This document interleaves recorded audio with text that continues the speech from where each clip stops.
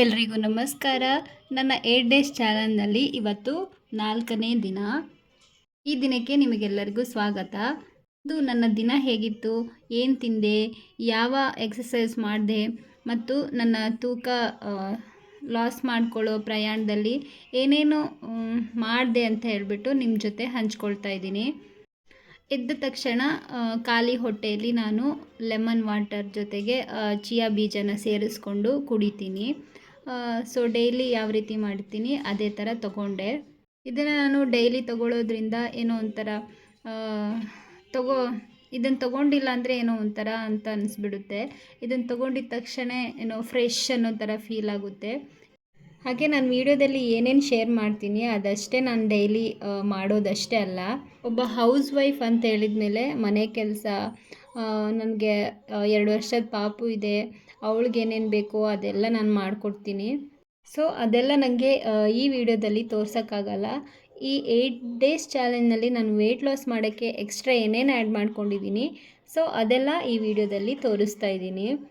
ನಾನು lemon water ತೊಗೊಂಡಿದ್ದಾದಮೇಲೆ ಮನೆಯೆಲ್ಲ clean ಮಾಡ್ಕೊತೀನಿ. ಹೊರಗಡೆ ಒಳಗಡೆ ಎಲ್ಲ ಗುಡಿಸಿ ಮನೆ ಸಾರಿಸ್ಬಿಟ್ಟು ತುಳಸಿ ಕಟ್ಟೆಗೆ ಬಾಗಿಲಿಗೆ ಎಲ್ಲ ರಂಗೋಲಿ ಇಟ್ಬಿಟ್ಟು ಅದಾದ ನಂತರ ನಾನು ಎಕ್ಸಸೈಸ್ ಮಾಡ್ತೀನಿ. ಎಕ್ಸಸೈಸ್ ಆದಮೇಲೆ ಸ್ವೆಟ್ ಆಗಿರ್ತೀನಲ್ಲ, ಸೊ ಆವಾಗ ನಾನು ಸ್ನಾನ ಮಾಡಿಕೊಂಡು ದೇವರಿಗೆ ಪೂಜೆ ಮಾಡಿಕೊಂಡು ಟಿಫನ್ಗೆ ರೆಡಿ ಮಾಡ್ಕೊಳ್ಳೋದು.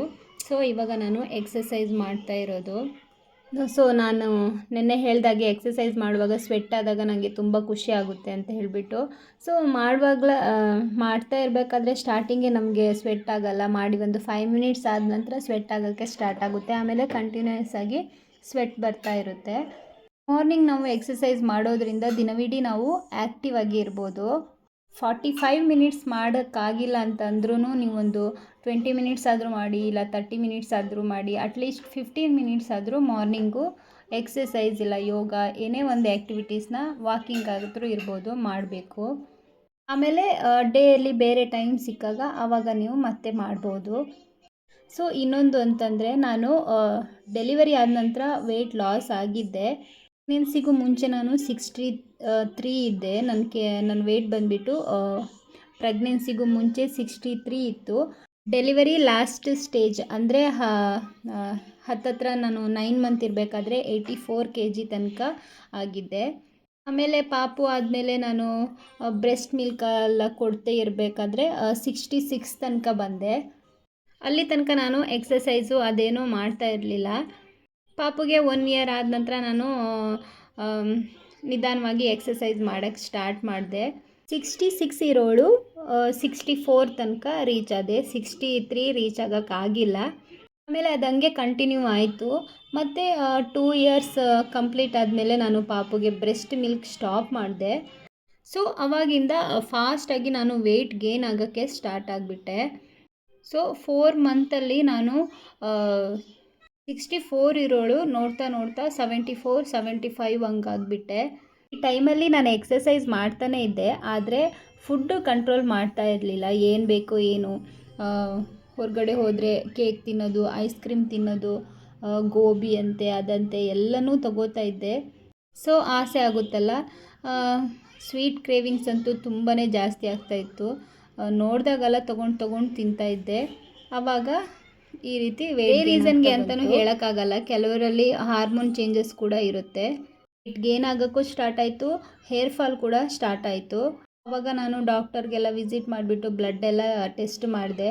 ಥೈರಾಯ್ಡ್ ಇದ್ದರೆ ಹೇರ್ ಫಾಲ್ ಆಗುತ್ತೆ ಹಾಗೆ ಹಿಂಗೆಲ್ಲ ಅಂತ ಹೇಳಿದರು. ಸೊ ಎಲ್ಲದರಲ್ಲೂ ನಾರ್ಮಲ್ ಅಂತಲೇ ಬಂತು. ಆಮೇಲೆ ಹೇಳಿದರು ಹಾರ್ಮೋನಲ್ ಚೇಂಜಸ್ ಆದ್ರೂ ಕೂಡ ಈ ರೀತಿ ಆಗುತ್ತೆ, ವೆಯ್ಟ್ ಗೇನ್ ಆಗುತ್ತೆ ಅಂತಲೂ ಹೇಳಿದರು ಡಾಕ್ಟರು. ಇವಾಗ ನಾನು ಬ್ರೆಸ್ಟ್ ಮಿಲ್ಕ್ ಕೊಡ್ತಾ ಇರಬೇಕಾದ್ರೆ ಏನು ಬೇಕಾದರೂ ತಿಂತಾಯಿದ್ದೆ. ಆದರೆ ನಾನು ಮಿಲ್ಕ್ ಕೊಡ್ತಾ ಇದ್ನಲ್ವ, ಸೊ ಅದರಲ್ಲಿ ದೇಹದಲ್ಲಿರೋ ಸ್ಟ್ರೆಂತ್ ಪೂರ ಹೋಗ್ತಾ ಇತ್ತು. ಅದರಲ್ಲಿ ಕೂಡ ದಪ್ಪ ಆಗ್ತಾ ಇರಲಿಲ್ಲ. ನಾನು ಯಾವಾಗ ಸ್ಟಾಪ್ ಮಾಡಿದೆ ಬ್ರೆಸ್ಟ್ ಮಿಲ್ಕ್ನ ಆವಾಗ ನಾನು ದಪ್ಪ ಆಗಿರೋದು. ಅಲ್ಲಿ ತಿಂದಿರೋದೆಲ್ಲ ಬ್ರೆಸ್ಟ್ ಮಿಲ್ಕ್ಗೆ ಹೋಯಿತು. ಸೊ ಅದರಲ್ಲಿ ಈಕ್ವಲ್ ಆಯಿತು. ಇವಾಗ ನಾನು ಬ್ರೆಸ್ಟ್ ಮಿಲ್ಕು ಕೊಡ್ತಾಯಿಲ್ಲ, ಸಿಕ್ಕಿರೋದು ತಿಂತಾಯಿದ್ರೆ ಮತ್ತು ವೆಯ್ಟ್ ಗೇನ್ ಆಗದೆ ಇನ್ನೇನಾಗುತ್ತೆ. ಸೊ ಹಾಗಾಗಿ ಥಿಂಕ್ ಮಾಡಿದಾಗ ನನಗೆ ಈ ರೀತಿ ಅನ್ನಿಸ್ತು. ಸೊ ಅದಕ್ಕೋಸ್ಕರ ನಾನು ಈ ರೀತಿ ಟ್ರೈ ಮಾಡ್ತಾ ಇರೋದು. 45 ಮಿನಿಟ್ಸು ಎಕ್ಸಸೈಸ್ ಮಾಡಿದೆ, ಚೆನ್ನಾಗಿ ಸ್ವೆಟ್ ಆಯಿತು. ಸ್ಯಾಟಿಸ್ಫೈ ಕೂಡ ಆದೆ. ಮಾರ್ನಿಂಗ್ ಟಿಫನ್ಗೆ ನಾನು ಕ್ಯಾರೆಟ್ ಚಪಾತಿ 2 ಸ್ಮಾಲ್ ಸೈಜ್ದು, 1 ಕಪ್ ಕರ್ಡ್ ಹಾಗೆ ಮಾವಿನ ಹಣ್ಣಿನ ಪೀಸ್ನ ತಿಂದಿದ್ದೀನಿ. ಕ್ಯಾರೆಟಲ್ಲಿ ವಿಟಮಿನ್ ಫೈಬರ್ ಇರುತ್ತೆ, ಮೊಸರು ಜೀರ್ಣಕ್ರಿಯೆಗೆ ಒಳ್ಳೆಯದು ಅಂತ ಹೇಳ್ಬೋದು. ಹಾಗೆ ಮಾವಿನ ಹಣ್ಣು ಸಿಹಿಯಾಗಿರುತ್ತೆ, ಆದರೆ ನ್ಯಾಚುರಲ್ ಸ್ವೀಟ್ ಆಗಿರೋದ್ರಿಂದ ಜಾಸ್ತಿ ಏನು ತೊಗೊಳೋದು ಬೇಡ, ಸ್ವಲ್ಪ ಸ್ವಲ್ಪನೇ ತಿಂದರೆ ಏನೂ ಪ್ರಾಬ್ಲಮ್ಸ್ ಇರಲ್ಲ. ಮಧ್ಯಾಹ್ನ ಊಟಕ್ಕೆ 1 ಸ್ಮಾಲ್ ರಾಗಿ ಬಾಲ್ ಮತ್ತು ಸೊಪ್ಪು ಮತ್ತು ಬೇಳೆ ಹಾಕಿರೋ ಪಲ್ಯ, ಅದರ ಸಾಂಬಾರು ಮತ್ತು ಸೌತೆಕಾಯಿ ಪೀಸಸ್ನ ತೊಗೊಂಡಿದ್ದೀನಿ. ಸೌತೆಕಾಯಿ ಜಾಸ್ತಿ ತೊಗೊಳ್ಳೋದ್ರಿಂದ ಅದರಲ್ಲಿ ನೀರಿನಂಶ ಜಾಸ್ತಿ ಆಗಿರೋದ್ರಿಂದ ಹೊಟ್ಟೆ ಫುಲ್ ಅನ್ನೋ ಥರನೂ ಫೀಲಿಂಗ್ ಕೊಡುತ್ತೆ. ವಾಟರ್ ಜಾಸ್ತಿ ಆಗಿರೋದ್ರಿಂದ ಅದು ಕೂಡ ಒಳ್ಳೆಯದು. ಸೊಪ್ಪು ಮತ್ತು ಬೇಳೆ ನಮ್ಮ ಬಾಡಿಗೆ ಏನು ಬೇಕಾಗಿರೋ ಪೋಷಕಾಂಶ ಇದನ್ನು ಕೊಡುತ್ತೆ. ನೈಟ್ ಡಿನ್ನರ್ಗೆ ನಾನಿಲ್ಲಿ 2 ಬ್ರೌನ್ ಬ್ರೆಡ್ ಸ್ಲೈಸಸ್ನ ತೊಗೊಂಡಿದ್ದೀನಿ. ಇದಕ್ಕೆ ಪನ್ನೀರ್ ಹಾಗೆ ವೆಜ್ಜೀಸ್ ಎಲ್ಲ ಜಾಸ್ತಿ ಹಾಕಿಬಿಟ್ಟು ರೋಸ್ಟ್ ಮಾಡಿ ತೊಗೊಂಡಿರುವಂಥದ್ದು. ರುಚಿಯಾಗಿ ಇತ್ತು, ಹೊಟ್ಟೆನೂ ಕೂಡ ಫುಲ್ ಅನ್ನಿಸ್ತು. ಪನ್ನೀರ್ನಲ್ಲಿ ನಮಗೆ ಪ್ರೋಟೀನ್ ಸಿಗುತ್ತೆ. ಪನ್ನೀರ್ ಆ್ಯಡ್ ಮಾಡೋದ್ರಿಂದ ರುಚಿನೂ ಕೂಡ ತುಂಬಾ ಟೇಸ್ಟಾಗಿರುತ್ತೆ. ಇದರಲ್ಲಿ 2 ಸ್ಲೈಸಸ್ ಮಾತ್ರ ನಾನು ತೊಗೊಂಡಿರೋದು, ಮತ್ತೇನು ತೊಗೊಂಡೂ ಇಲ್ಲ, ತಿಂದೂ ಇಲ್ಲ. ಅದಾದ ನಂತರ 20 ಮಿನಿಟ್ಸ್ ವಾಕಿಂಗ್ ಮಾಡ್ತೀನಿ.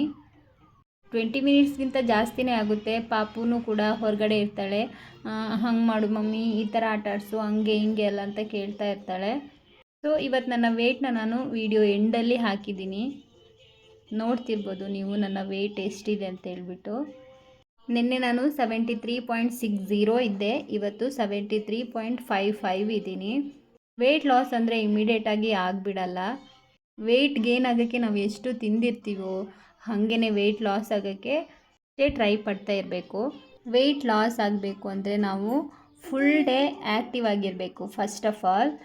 ನಂತರ ಫುಡ್ ಕಂಟ್ರೋಲ್ ಮಾಡಬೇಕು. ಕಂಟ್ರೋಲ್ ಅಂದರೆ ಹೆಲ್ದಿಯಾಗಿ ನಾವು ಫುಡ್ ತಗೋಬೇಕು, ಮತ್ತು ಎಕ್ಸಸೈಸ್, ವಾಕಿಂಗ್ ಈ ಥರ ಆ್ಯಕ್ಟಿವಿಟೀಸ್ನ ಮಾಡಬೇಕು.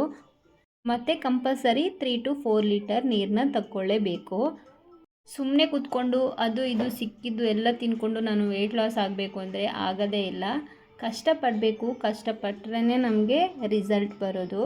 ಜೊತೆಗೆ ನನ್ನ 4th ಡೇ ಚಾಲೆಂಜ್ ಕೂಡ ಕಂಪ್ಲೀಟ್ ಆಯಿತು. ಇನ್ನು 4 ಡೇಸಲ್ಲಿ ನನಗೆ ಯಾವ ರೀತಿ ರಿಸಲ್ಟ್ ಬರುತ್ತೆ ಅಂತ ನಾನು ನಿಮ್ಮ ಜೊತೆ ಶೇರ್ ಮಾಡ್ಕೋತೀನಿ. ಹಾಗೆ ಈ ವಿಡಿಯೋ ನೋಡ್ತಿರೋರಿಗೆ ರಿಕ್ವೆಸ್ಟ್ ಮಾಡ್ತಾ ಇರ್ತೀನಿ, ನಿಮಗೆ ಯಾರಾದರೂ ಗೊತ್ತಿರೋರು ವೆಯ್ಟ್ ಲಾಸ್ ಮಾಡಬೇಕು ಅಂತ ಇರೋರಿಗೆ ಈ ವಿಡಿಯೋನ ಶೇರ್ ಮಾಡಿ. ಹಾಗೆ ವಿಡಿಯೋಯಿಂದ ಏನಾದರೂ ಯೂಸ್ಫುಲ್ ಅನಿಸಿದರೆ ವಿಡಿಯೋಗೊಂದು ಲೈಕ್ ಮಾಡಿ, ಮತ್ತು ನಮ್ಮ ಚಾನಲ್ನ ಸಬ್ಸ್ಕ್ರೈಬ್ ಮಾಡಿಕೊಂಡು ನೋಡಿ. ಮುಂದಿನ ವಿಡಿಯೋದಲ್ಲಿ ಮತ್ತೆ ಸಿಗೋಣ. ಟೇಕ್ ಕೇರ್, ಬಾಯ್.